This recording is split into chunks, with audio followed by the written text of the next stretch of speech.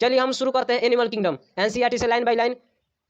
पिछली जो क्लास थी उसमें हमने आपको बोर्ड पर पढ़ा दिया था कुछ, इसके बाद एनसीईआरटी से हम लाइन बाय लाइन पढ़ लेंगे और इसके बाद ऑडियो क्वेश्चन आएगा एनसीईआरटी का, उसको आपको बना लेना है। ऑडियो क्वेश्चन के बाद आपको एनसीईआरटी के लाइन बाय लाइन जो हमने नोट्स बनाया है उसको एक बार समझा देंगे और उस नोट्स के नीचे ही उस नोट्स का लिंक डाल देंगे, आप वहाँ से जाकर उसको एनसीईआरटी को रिवाइज कर लीजिएगा। मैंने मल्टीपल टाइम हमको रिवाइज करना है एनसीईआरटी को, एनसीईआरटी पर पकड़ बनाना एकदम नेसेसरी है। तो चलिए एनिमल किंगडम को चालू करते हैं। ब्रश थोड़ा छोटा कर ले रहे हैं। चलिए हम लोग को इसमें दो टॉपिक पढ़ना है, एगो बेसिस ऑफ क्लासिफिकेशन पढ़ना है और एगो क्लासिफिकेशन ऑफ एनिमल्स पढ़ना है कि एनिमल्स किस तरह क्लासिफाई किए गए हैं और किस आधार पर क्लासिफिकेशन इनका किया गया है। When you look around you will observe different animals with different structure and form.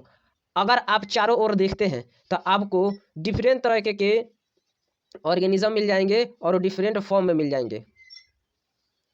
कोई इसमें दिक्कत? कहीं आपको बकरी मिलेगी, कहीं घोड़ा मिलेगा, कहीं हाथी मिलेगा, कहीं कुकुर मिलेगा, कोई दिक्कत? Over millions of species of animal have been describe till now. तो आज तक मिलियंस ऑफ स्पीसीज को डिस्क्राइब किया जा चुका है, मिलियंस ऑफ स्पीसीज को आज तक डिस्क्राइब किया जा चुका है मेरे भाई। किस किस को समझ में आ गया कि आज तक मिलियंस ऑफ स्पीसीज को डिस्क्राइब किया गया है?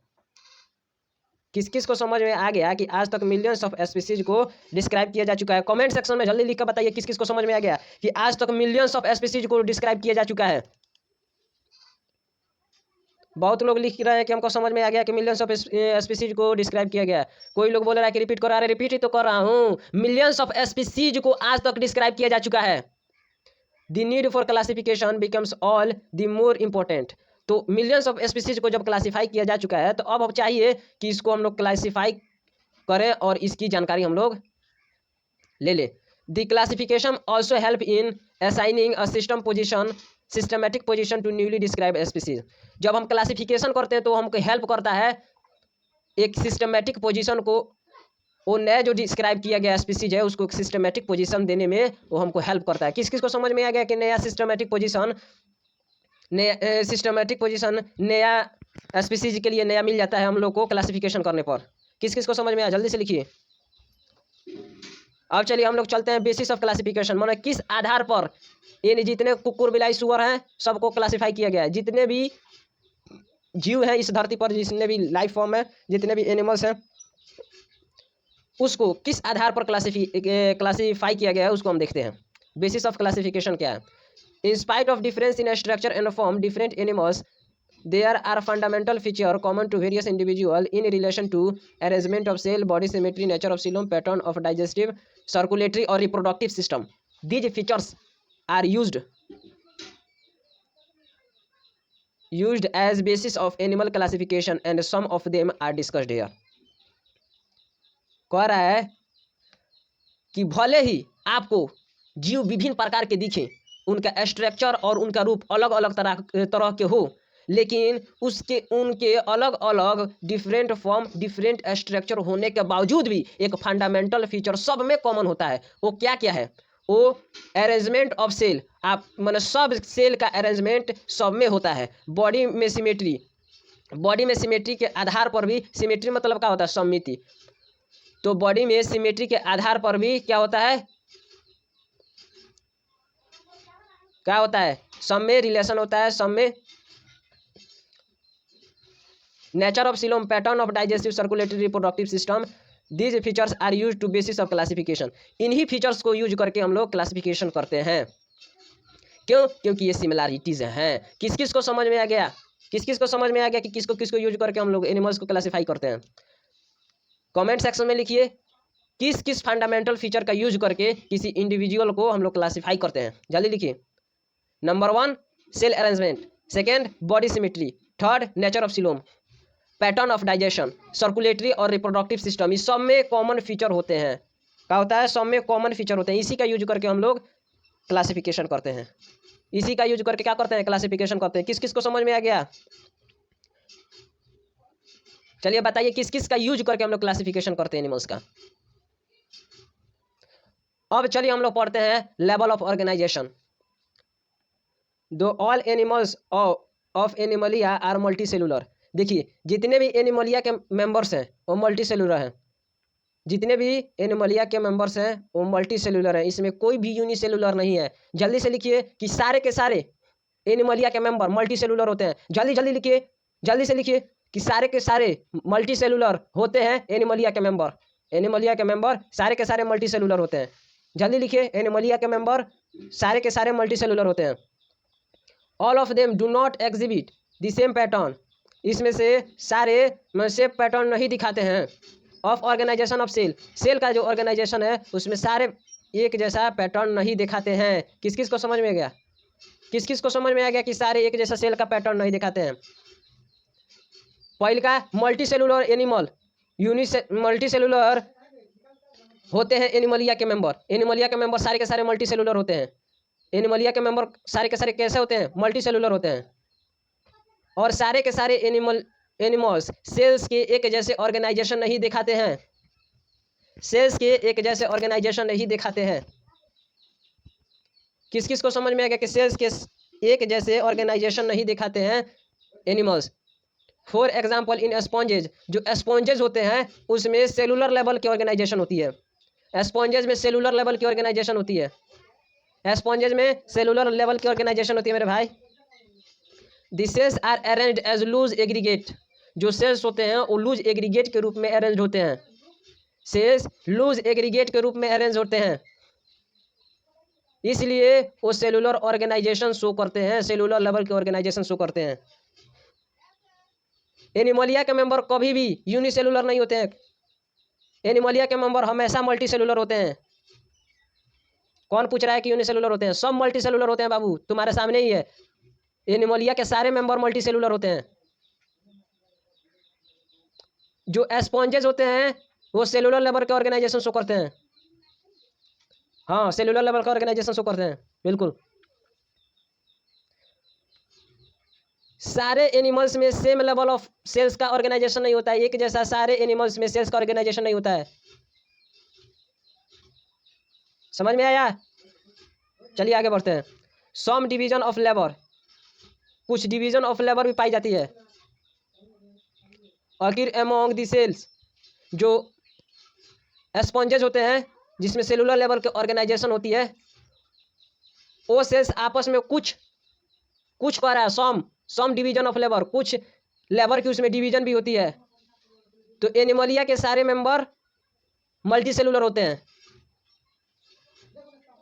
वे सारे सेल्स के एक जैसे ऑर्गेनाइजेशन नहीं दिखाते हैं। स्पॉन्जेज में सेलुलर लेवल की ऑर्गेनाइजेशन होती है, उसका सेल लूज सेल एग्रीगेट के रूप में अरेंज होता है। उसका सेल लूज सेल एग्रीगेट के रूप में अरेंज होता है। इसमें कुछ डिवीजन ऑफ लेबर भी पाया जाता है, डिवीजन ऑफ लेबर भी पाया जाता है इसमें स्पॉन्जेस में। In coelenterates the arrangement of cell is more complex, जो सिलेंट्रेट्स होते हैं उसमें सेल्स का अरेंजमेंट मोर कॉम्प्लेक्स होता है as compare to sponges. Sponges के कंपेरिजन में सिलेंट्रेट्स का जो सेल्स का अरेंजमेंट होता है वो मोर कॉम्प्लेक्स होता है। किस किस को समझ में आ गया कि मोर कॉम्प्लेक्स होता है? जल्दी लिखिए। हाँ, लगभग सभी को समझ में आ गया कि सिलेंट्रेट्स में मोर कॉम्प्लेक्स होता है सेल्स का arrangement. Here the cell performing the same functions are arrange into tissue, इसमें जो सेम फंक्शंस करते हैं जो सेल्स, वो टिश्यू में अरेंज हुए रहते हैं। वो किस में अरेंज हुए रहते हैं? टिश्यू में अरेंज हुए रहते हैं। किस किस को समझ में आ गया कि वो टिश्यू में अरेंज हुए रहते हैं? लिखिए जल्दी, किसको समझ में आ गया कि वो टिश्यू में अरेंज हुए रहते हैं?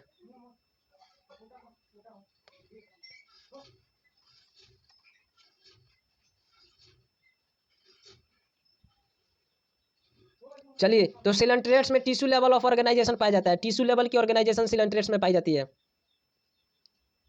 A still higher level of organization, that is organ level, is exhibited by member of platyhelminthes and other higher phyla where tissue are grouped together to form organs। देखिए, प्लेटीहेल्मिन्थस से और इसके higher phyla से आपको organ level of organisation दिखने को मिलती है। ऑर्गन लेवल ऑफ ऑर्गेनाइजेशन देखने को मिलती है। कौन बोल रहा है कि रिपीट कीजिए लेवल ऑफ ऑर्गेनाइजेशन? अरे यार देखो, जो एनिमलिया के सारे मेंबर मल्टी सेलुलर होते हैं, एनिमलिया के सारे मेंबर मल्टी सेलुलर होते हैं और उनका जो सेल्स का अरेंजमेंट होता है सारे जीवों में, सारे एनिमल्स में एक जैसा नहीं होता है मेरे भाई। सेम पैटर्न वो शो नहीं करते हैं। They do not exhibit the same pattern of organisation of cell. Example के तौर पर जो स्पॉन्जेस होते हैं उसका सेल लूज एग्रीगेट के रूप में पाया जाता है और वो सेलुलर लेवल ऑफ ऑर्गेनाइजेशन दिखाते हैं।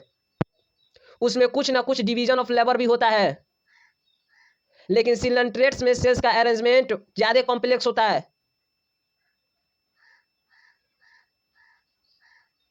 और इसमें टिश्यू लेवल का ऑर्गेनाइजेशन पाया जाता है मेरे भाई। इसमें टिश्यू लेवल का ऑर्गेनाइजेशन पाया जाता है सिलेंट्रेट में। सिलेंट्रेट में टिश्यू लेवल का ऑर्गेनाइजेशन पाया जाता है। उसके हायर फाइलम में जैसे प्लेटीहेलमिन्थस हो गया, उसमें ऑर्गन लेवल का ऑर्गेनाइजेशन पाया जाता है।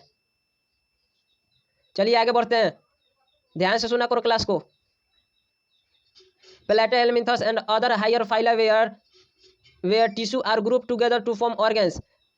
इसमें टिश्यू ग्रुप होकर के ऑर्गन्स बनाते हैं, each specialised for particular function.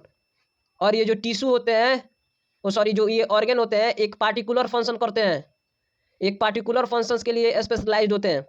Animals like annelid, arthropod, mollusc. Animals जैसे कि आर्थ्रोपोड्स, मोलस्क, एनेलिड्स जो हो गए, echinoderms and chordates. Echinoderms and chordates organ level of organisation दिखाते हैं और इसमें ऑर्गन एसोसिएट होकर एक फंक्शनल सिस्टम बनाता है, एक फंक्शनल सिस्टम बनाता है। अरे एक फंक्शनल सिस्टम बनाता है, एक बार में सुन लो मेरे भाई, एक फंक्शनल सिस्टम बनाता है। इसमें एक्सप्लेन नहीं होगा, इसी तरह रिवीजन होगा।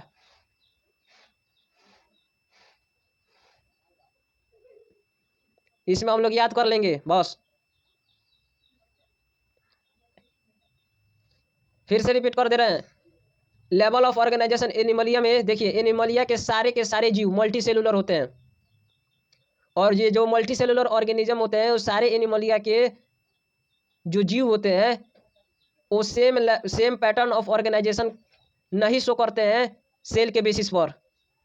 स्पॉन्जेस में लूज सेल एग्रीगेट होता है जिसको सेलुलर लेवल ऑफ ऑर्गेनाइजेशन कहते हैं। उसमें कुछ डिवीजन ऑफ लेबर यानी एक्टिविटी का डिवीजन पाया जाता है। सिलेंट्रेट्स में जो सेल्स का अरेंजमेंट होता है वो थोड़ा मोर कॉम्प्लेक्स होता है। सिलेंट्रेट्स में टिश्यू लेवल का ऑर्गेनाइजेशन पाया जाता है। ऑर्गन लेवल का ऑर्गेनाइजेशन प्लेटीहेलमिन्थस और उससे आगे के जीवों में पाया जाता है। प्लेटीहेलमिन्थस और उसके आगे के जीवों में पाया जाता है। जो ऑर्गन होते हैं वो पार्टिकुलर फंक्शन के लिए स्पेशलाइज्ड होते हैं, जैसे एनिमल एनेलिड हो गया, आर्थ्रोपोड हो गया, मोलस्क हो गया, इकाइनोडर्म्स हो गया, कॉर्डेट्स हो गया। इसमें ऑर्गन लेवल ऑफ ऑर्गेनाइजेशन पाया जाता है। इसमें ऑर्गन लेवल ऑफ ऑर्गेनाइजेशन पाया जाता है।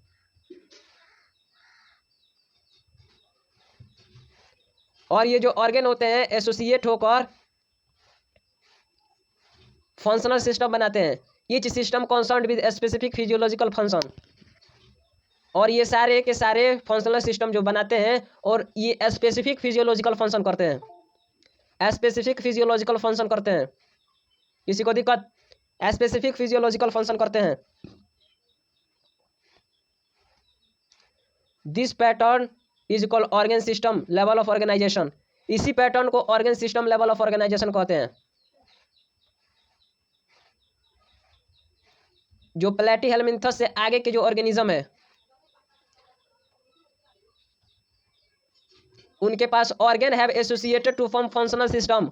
ऑर्गन एसोसिएट होकर एक फंक्शनल सिस्टम बनाते हैं, जो कि ईच फंक्शनल सिस्टम, प्रत्येक फंक्शनल सिस्टम एक स्पेसिफिक फिजियोलॉजिकल फंक्शन करता है, एक स्पेसिफिक फिजियोलॉजिकल फंक्शन करता है। इसी पैटर्न को organ system level of organisation कहते हैं। इसी को organ system level of organisation कहते हैं। Organ system in different group of animals exhibit various pattern of complexity. अलग अलग जीवों में भी ऑर्गन की कॉम्प्लेक्सिटी अलग अलग होती है।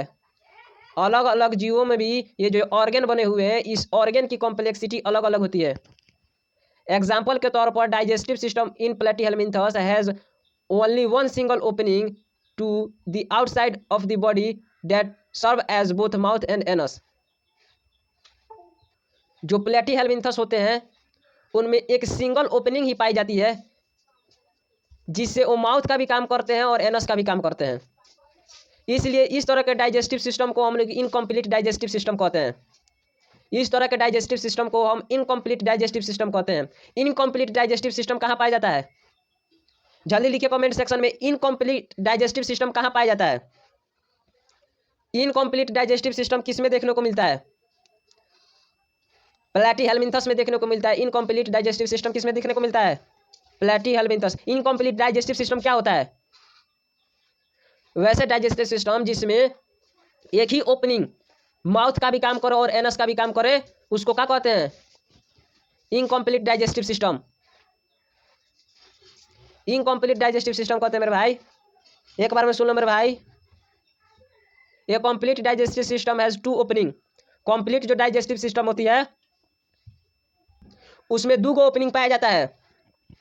एगो माउस का पाया जाता है, एगो एनस का पाया जाता है। एगो माउथ का पाया जाता है, एगो एनस का पाया जाता है कंप्लीट डाइजेस्टिव सिस्टम में। अरे रुको ना, दोहरा रहे हैं, रिपीट कर रहे हैं। तुम वीडियो को दोबारा से देख लेना, वीडियो को दोबारा से देख लेना तुम। देखो, एनिमलिया के सारे मेंबर मल्टी सेलुलर होते हैं और सारे जो मेंबर होते हैं सेल के एक तरह का अरेंजमेंट नहीं दिखाते हैं। स्पॉन्जेस में सेल एग्रीगेट पाए जाते हैं, इसलिए वो सेलुलर लेवल का ऑर्गेनाइजेशन दिखाते हैं। सम डिवीजन ऑफ लेवल स्पॉन्जेस में पाया जाता है। सिलेंट्रेट्स में टिश्यू लेवल का अरेंजमेंट होता है जो कि स्पॉन्जेस से ज़्यादा कॉम्प्लेक्स होता है मेरे भाई। स्पॉन्जेस से ज़्यादा कॉम्प्लेक्स होता है, बिल्कुल स्पॉन्जेस से ज़्यादा कॉम्प्लेक्स होता है। इसको टिश्यू लेवल ऑफ ऑर्गेनाइजेशन बोला जाता है। प्लेटीहेल्मिन्थस से ऑर्गन लेवल ऑफ ऑर्गेनाइजेशन शुरू होता है। एनालिड्स, आर्थ्रोपोड, मोलस्क, इकाइनोडर्म्स और कॉर्डेट्स में ऐसा level organ level of organisation देखने को मिलता है। ऑर्गन एक फंक्शनल सिस्टम बनाते हैं आपस में, उसको organ system level of organisation कहा जाता है। उसको ऑर्गन सिस्टम कहते हैं, जो ऐसे दिखाते हैं उसको organ system level of organisation show करने वाला जीव कहा जाता है मेरे भाई। अलग अलग जीवों में भी ऑर्गन सिस्टम अलग अलग होते हैं। एग्जाम्पल के तौर पर जो प्लेटीहेल्मिन्थस है उसमें सिंगल ओपनिंग पाई जाती है मेरे भाई डाइजेशन के लिए, जो कि माउथ का भी काम करता है और एनस का भी काम करता है। उसके डाइजेस्टिव सिस्टम में एक ही ओपनिंग पाई जाती है जिसमें माउथ, जो ओपनिंग माउथ का भी काम करता है, एनस का भी काम करता है, इसलिए उसको इनकम्प्लीट कहा जाता है क्योंकि उसमें एक ही ओपनिंग होता है। वही ओपनिंग माउस का भी काम करता है। अरे यार माउथ कह रहे हैं, माउस तुमको सुना रहा है। एक ही ओपनिंग माउथ का भी काम करता है, एक ही ओपनिंग एनस का भी काम करता है, इसलिए उसको इनकम्प्लीट डाइजेस्टिव सिस्टम कहा जाता है। बाकी जिसमें माउथ के लिए अलग ओपनिंग और एनस के लिए अलग ओपनिंग पाया जाता है उसको कंप्लीट डाइजेस्टिव सिस्टम कहा जाता है। इसी तरह मेरे भाई सर्कुलेटरी सिस्टम में भी होता है, ओपन टाइप सर्कुलेटरी सिस्टम और close type circulatory system. Open type circulatory system में जो हार्ट ब्लड को पंप करता है उस ब्लड में ही सेल्स और टिश्यू डायरेक्टली बाधित होते हैं। किस किस को समझ में आ गया ओपन टाइप सिस्टम किसको कहा जाता है? सर्कुलेटरी सिस्टम का ओपन टाइप सिस्टम किसको कहा जाता है? अरे हार्ट जो ब्लड को पंप करता है ओपन टाइप में, उसमें टिश्यू और सेल्स डायरेक्टली बाधित होते हैं। उसमें टिश्यू और सेल्स डायरेक्टली बाधित होते हैं, उसी को ओपन टाइप सिस्टम कहा जाता है। लेकिन क्लोज टाइप सिस्टम में क्या होता है, रुको ना बता रहे हैं। क्लोज टाइप सिस्टम में जो सर्कुलेटरी सिस्टम होता है, जो ब्लड का सर्कुलेशन होता है, वो विभिन्न प्रकार के वेसल्स से गुजरता है। जो ब्लड पंप किया जाता है हार्ट के द्वारा, वो ब्लड विभिन्न प्रकार के वेसल से गुजरता है, अलग अलग डायमीटर के वेसल से गुजरता है। उसमें आर्टरीज हो गया, वेंस हो गया और कैपिलरीज हो गया। इस तरह के सर्कुलेटरी सिस्टम को क्लोज टाइप सर्कुलेटरी सिस्टम कहा जाता है। तो सर्कुलेटरी सिस्टम दो प्रकार का होता है, open type, close type. Circulatory system के दो टाइप्स होते हैं, ओपन टाइप्स, क्लोज टाइप्स। ई रहा आपका ओपनवा, ई रहा आपका क्लोजवा। किस किस को आज का क्लास समझ में आ गया है? चलिए तो ठीक है, फाइनली हम कल से सिमेट्री से चालू करेंगे। सिमेट्री से हम लोग रिवीजन चालू करेंगे और कल सिलोम पढ़ेंगे, सेगमेंटेशन पढ़ेंगे, नोटोकॉर्ड पढ़ेंगे, क्लासिफिकेशन ऑफ एनिमल्स पढ़ेंगे, इसको भी पढ़ डालेंगे समय मिला तो। उसके बाद हम लोग पोरीफेरा से अलग अलग हर एक का वीडियो अलग अलग बनाकर पढ़ेंगे, चाहे हर एक का अलग अलग डिस्कशन करेंगे। इसके बाद जो ऑडियो क्वेश्चन आएगा, जो ऑडियो क्वेश्चन आएगा इसी पर एनसीईआरटी बेस्ड, उस ऑडियो क्वेश्चन में कोई एग्जाम्स की क्वेश्चन नहीं है, वो लाइन बाय लाइन से इसी तरह बेतुका क्वेश्चन बनाया गया है, अच्छा क्वेश्चन बनाया गया है, ताकि आपकी एनसीईआरटी पर पकड़ हो जाए। एनसीईआरटी पर पकड़ बनाने के लिए लाइन बाय लाइन से क्वेश्चन उसमें आपसे पूछा जाएगा और उसका जवाब देना है आपको। ऑडियो क्वेश्चन में क्या करना है, ऐसे ईयरफोन लगा लेना है कान में और हम आपसे क्वेश्चन पूछेंगे, आप पॉज करके उसका जवाब दीजिएगा और जवाब देकर फिर इसको रिज्यूम कीजिएगा, तो अगला हम क्वेश्चन पूछ लेंगे। ठीक है, बहुत बहुत धन्यवाद। हम लोग क्लास की समाप्ति करते हैं। चैनल को सब्सक्राइब कीजिए, बेल आइकन को दबा लीजिए। बगैर लाइक किए नहीं जाना है, एकदम बगैर लाइक किए मत जाइएगा। कमेंट करके बताइए कि कैसा आपको लगा क्लास। Thank you.